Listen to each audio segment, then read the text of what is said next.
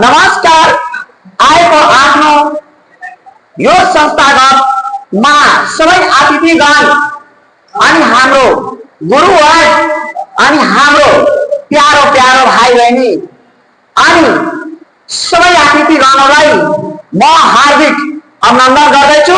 सबैलाई नमस्कार गर्दैछु। ठुलोलाई आदर गर्नु अनि सानोलाई माया गर्नु हाम्रो कर्तव्य हो। यसको लागि म तपाईहरुको चरणमा आफ्नो शुभकामना गर्दैछु। म आज एउटा नयाँ मोटिभेशनल लिएर आएको छु भने यसमा तपाई प्यारेन्ट्स, गार्जियन, गुरुवर्ग तथा सबै विद्यार्थीहरु राम्रोसँग सुन्नु होला, किनकि आजको समयमा तपाई हेर्नु भइरहेछ गार्जियनहरुसँग म सूचना यही गरिरहेछु, प्यारेन्ट्सहरुसँग म यही सूचना गरिरहेछु जे तपाईहरु आफ्नो बच्चालाई जताभावी नपढाउनु, किनकि जताभावी पढायो भने तपाईहरुको भोलि नोक्सान अनि अपराधको रूपमा हेर्न सक्नुहुन्छ।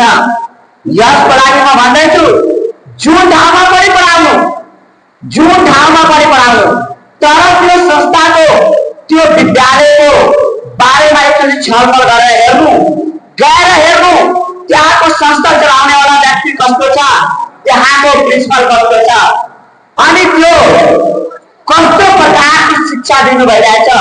शिक्षामा अलिक कम भयो भने त भोलि कुरा भइहाल्छ, तर संस्कारमा कमी भयो भने त कसैले पूरा गर्न सक्दैन।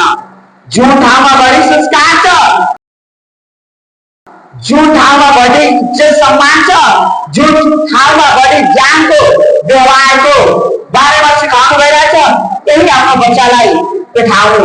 या विद्यालय हो या कुनै पनि कोचिङ हो या कुनै पनि संस्था हो, म सबै गार्जियनहरुसँग आज अनुरोध गरेर तपाईहरुको चरणमा आफ्नो शिर झुकाएर म भन्दैछु जो अहिलेको समयमा सबभन्दा बढी गल्ती पढेर लेखेको व्यक्तिले गरिरहेछु। म पनि पढेर लेखेको व्यक्ति हुँ, तर सबैलाई थाहा छ सुबैले भुलाएको मान्छे साममा घर आइहाल्छ, त्यसलाई हराउनु भन्दैन, त्यो कुनै काम गर्न जानुभएको छ अनि 100 वटामा 10 जना राम्रो भयो भने त्यसलाई राम्रो भन्नु पर्दैन।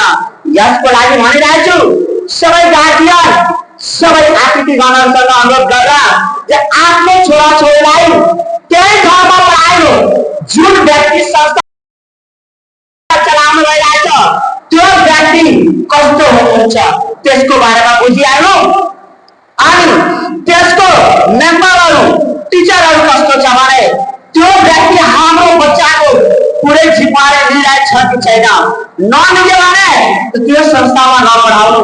किनकि यो संसारमा म जुन पनि किताबमा पढेछु अनि आफ्नो बुवा बाबा दादा अतिथिगणहरुसँग सुनेछु भने यो संसारमा सबभन्दा ठुलो पढाइ भन्दा पनि ठुलो एउटै हो, त्यसको नाम हो इज्जत। इज्जत भयो भने संसारको सबै ज्ञान छ अनि इज्जत नभए भने त बुझ्नु केही छैन। यसको लागि म भन्दैछु आफ्नो अतिथिगणहरुसँग अनि आफ्नो प्यारेन्ट्सहरुसँग सबैजना यसको बारेमा बुझ्नु अनि आफ्नो बच्चालाई त्यही ठाउँमा पढाउनु जहाँ हाम्रो बच्चा सुरक्षित रहन्छ, सेफ रहन्छ। नत्र मिठो मिठो कुरा गरेर अनि तपाईको बच्चालाई एडमिसन गराइदिन्छ अनि तपाई त्यहाँ आफ्नो बच्चालाई एडमिसन गराइदिनुहुन्छ, तर सधैँ तपाई आफ्नो काम गर्नुहुन्छ, आफ्नो बच्चाको पछाडि पछाडि हेर्नुहुन्छ। यसको लागि भन्दैछु जे त्यो होइन जुन काम तपाई जसमाथि सौंपिरहेछ आफ्नो बच्चालाई त्यो संस्थामाथि सौंपिरहेछ, त्यो संस्थाको फीस दिनु भइरहेछ, त्यो संस्थाको जिम्मेवारी हो जे यो बच्चाको ज्ञान, गुण अनि कर्तव्य अनि व्यवहार कर सबै राम्रोसँग सिकाउनु पर्यो। यसको लागि म भन्दैछु अब जागृत हुनु अनि आफ्नो बच्चालाई जहाँ सही शिक्षा, सही बचत, सही ज्ञान पाइरहेछ त्यही एडमिसन गराउनु। म यो भनेर हाम्रो संस्थामा गराएर तपाईले सबभन्दा बढी रिजल्ट पाइहाल्नुहुन्छ या तपाईँ सबभन्दा राम्रो गरिहाल्नुहुन्छ कुरा होइन। किनकि यो हामीहरूको एउटा खुबी हुन्छ, जो बच्चामा हामी केयर गर्यो भने, बच्चामा हामी सही ज्ञान सिकायो भने त्यो बच्चाले हामीहरूको जस्तो बन्छ। किनकि सबै दाजुहरूलाई थाहा छ जे आमा बुबाको 75% गुणगान हुन्छ अनि 25% शिक्षकहरूको गुणगान हुन्छ। त्यो बच्चा 100% मा आफ्नो जीवन सुधार गर्छ। अनि यो संस्थाको कुरा चाहिँ जुन समय हामीहरूको काम सिकाइदिन्छ अनि जुन समय अनुसार जुन बुद्धि सिकाइदिन्छ त्यो कुनै संस्था अनि कुनै स्कुल सिकाउँदैन। जति पनि पढाइ गरिदिनु तर ठुलोलाई आदर नगरे भने अनि सानोलाई माया नगरे भने अनि छिमेकीमा कुनै व्यक्तिसँग सही तरिकाले कुरा गर्न नसिके भने यो पढाइ तिमीहरूको लगान भएन। सबभन्दा पहिला हामीहरूको जीवन निर्वाह गर्नको लागि एउटा चलन राम्रोसँग सिक्नुपर्छ, बोल्नु राम्रोसँग सिक्नुपर्छ अनि सानोलाई माया गर्न सिक्नुपर्छ, ठुलोलाई आदर गर्न सिक्नुपर्छ। यो पढाइको सबभन्दा ठुलो कुरा हो। अनि पढाइको हामीहरू सबभन्दा महत्त्वपूर्ण फाइदा शिक्षा कहिले झुक्न दिँदैन अनि समाज कहिले शिक्षा कहिले झुक्न दिँदैन अनि संस्कार कहिले गिर्न दिँदैन। यस चारमा सबभन्दा ठुलो हो तो यही मुद्दा हो। शिक्षा कहिले गिर्न दिँदैन, झुक्न दिँदैन, संस्कार कहिले गिर्न दिँदैन। यसको लागि हामी पुरै ज्यान लगाएर मेहनत गर्छौँ। यसैले म भन्छु सबै गार्जियनसँग जे तपाईको बच्चा जुन स्कुलमा पढिरहेछ, जुन कोचिङमा पढिरहेछ, जुन ट्युसनमा पढिरहेछ त्यहाँ गएर एकचोटि भिजिट गर्नु, त्यहाँको मेम्बर हेर्नु, त्यहाँको प्रिन्सिपललाई हेर्नु, व्यक्तिको नेचर कस्तो छ, त्यो व्यक्तिको स्वभाव कस्तो छ। किनकि भाइ म तपाईको आफ्नो गार्जियन अनुसार आज सूचित गरेको छु। किनकि म सधैँ समाचार पत्र हेर्छु, सधैँ समाचार पत्र पढ्छु। त्यसमा सबभन्दा बढी मलाई अहिलेको समयमा जुन गलत अनुशासन आइरहेछ त्यो पढे लेखेको व्यक्तिले गरिरहेछ अनि विद्यार्थी अनुसारले यो भइरहेछ। यसको लागि म भन्छु कम पढाइयो तर मेरो बच्चा त्यहाँ सुरक्षित छ, त्यहाँ संस्कार सिकिरहेछ, त्यो व्यक्ति पुरै जिम्मेवारी छ त्यसैमा पठाउनु। किनकि यस्तो गरे भने हाम्रो बच्चाको संस्कार राम्रो हुन्छ अनि हामी राम्रो अगाडिसम्म बढ्न सक्छौँ। यसैले म भन्छु गार्जियन सरसँग यो तपाईहरुको पनि थाहा छ हाम्रो बुवा पनि किसान हुनुहुन्छ। आज त्यसको मेहनत हेरिकन म हेर्छु त लाग्छ भने यो संसारमा एउटा आमा बुवाले हो जो हाम्रो विवाह गर्न अनि दोस्रोमा गुरु हुन्छ। त पहिलाको गुरु थियो जो रामजीको साथमा पनि आफ्नो जीवन निर्वाह गरेको। आजको गुरुलाई के भन्नु? अब तपाईँ भुल्नु भइरहेछ जो म के भन्न चाहिरहेको छु जे आजको गुरु होइन, आजको एउटा मात्र पैसाको लागि आफ्नो संस्था चलाउनु, पैसा दिनु, बाँकी सबै कुरा हुन्छ। तर चियामा कोचिङ सेन्टरमा पैसाको कुरा नगर्नु। किनकि यहाँ इज्जतको कुरा हुन्छ, यहाँ व्यवहारको कुरा हुन्छ, यहाँ आदर और सम्मानको कुरा हुन्छ। अनि तपाईको आज यो सबै पाउने छ भने एकचोटि मेरो संस्था आएर भिजिट गर्नु अनि यो सबै बच्चाहरूको मन नदियो भने तपाईँ आफ्नो फिस लिएर गइहाल्नु होला। 3 महिनाको म बच्चालाई ग्रान्टीको साथमा लिएर चल्छु भने अनि जुन पनि बच्चा हो जिरो छ भने त्यसलाई हिरो बनाउने हाम्रो तयारी हो। कस्तो बनाउने हो? 12 वर्षको अवधिदेखि म यो काम गरिरहेछु।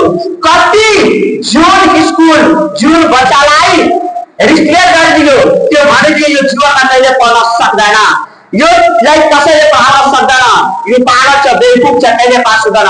त्यो बच्चालाई म आफ्नो जिम्मेवारी लिएर अनि पास गराएर आज त्यो बच्चा 12 क्लासमा छ, पार्ट टाइम जब पनि गर्छ अनि पैसा कमाउँछ अनि त्यसको फ्यामिली खुशहाल छ। बाबु तिमीहरू जताबाट तला गरे भने त केही सफल हुन सक्दैन। जसले आज मिठो मिठो कुरा गरेर तँलाई बोलाइरहेछ तेरो जीवन निर्वाह गर्न सक्दैन। त्यो तिमी फिस दिन्छौ अब भोलि भन्छौ यो सर मेरो स्याम्पल नम्बर गलत भइहाल्यो या मेरो नाम गलत भइहाल्छ फर्ममा, एकचोटि चलाउ न त्यसलाई सच्याइदिनको लागि 10 मिनट टाइम दिनु। त्यो भन्छ मसँग टाइम छैन, जाऊ। बस यो संसार पैसा चाहियो, पैसा पैसा दियो भने त राम्रो छौ, नदियो भने त खराब छौ। तर हामी आज 12 वर्षको अवधिमा सबै बच्चाहरूको माया अनि कर्तव्य सधैँ म चलाउन सक्छु भने यसैलाई सबै गार्जियन सङ्घमा भन्दैछु। यो तपाईहरु एकचोटि जयमा सरस्वती कोचिङ सेन्टरमा आफ्नो बच्चा लिएर आउनु। त्यो कहिले पनि कलम सम्हाल्ने छैन, त्यो कहिले पनि पढ्न सकिरहेको छैन, जति पनि बदमास छ हाम्रो जिम्मा लगाइदिनु।